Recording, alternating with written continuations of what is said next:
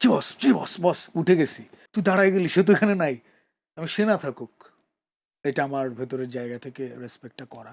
আপনার দৃষ্টিকোণ থেকে আইয়ুব বাচ্চু এবং জেমস নিয়ে একটু জানতে চাই। আমার দৃষ্টিকোণ থেকে আমি বাচ্চু ভাইকে, জেমস ভাইয়ের সাথে আমার কখনো দুই একবার দেখা হয়েছে, বাট কখনো কথা হয়নি। আমি অনেস্টলি স্পিকিং কথা হয়নি, বাট বাচ্চু ভাইয়ের স্টুডিওতে বহুবার যাওয়া হয়েছে।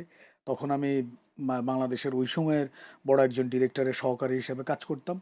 তখন আমি ওই সূত্রে ওখানে যেতাম আর কি। ইভেন এরকম হয়েছে যে দুপুরে একসাথে ভাতও খাইছি, আবার উনি আমার সম্পর্কে একটা মন্তব্য করছেন ওই সময়ে। তখন আমি সহকারী ছাড়া আর কিছু না, একটা ভবিষ্যৎবাণী করে গেছে আর কি। কেমন ছিল সেটা?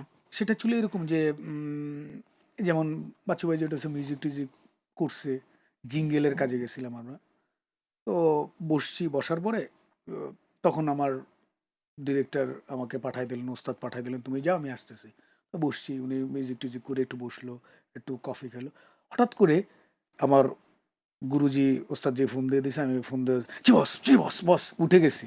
উঠে যাওয়ার পর সেটা দেখছি, আমার আর খেয়াল নাই যে সামনে আইয়ুব বাচ্চু ওস্তাদ গুরু বসে আছে, আমার ওটা মাথায় নেই। তো আমার উস্তাদ, আমার যিনি ডিরেক্টর, তিনি ফোন দিচ্ছেন, আমি লাফ দিয়ে উঠে গেছি। তো এটা দেখে রাখার পর কে ফোন দিল, তখন আমি বললাম যে উনি ফোন দিয়েছেন আর কি, আমাদের প্রাক্তন হুম, হুম। উপদেষ্টা মহোদয় ফোন দিলেন। আমি মোস্তফা সরোয়ার ফারুকী হ্যাঁ, বলেই দিই, হ্যাঁ। হ্যাঁ, তো ফোন দিলেন। আমি তখন তখন সে বলল যে, "তুই দাঁড়ায় গেলি, সে তো এখানে নাই।" আমি, "সে না থাকুক, এটা আমার ভেতরের জায়গা থেকে রেসপেক্টটা করা।" তো তখন বলল যে, "তুই একদিন অনেক বড় হবি।" কারণ আমি জানি না যে আমি বড় হইছি কিনা।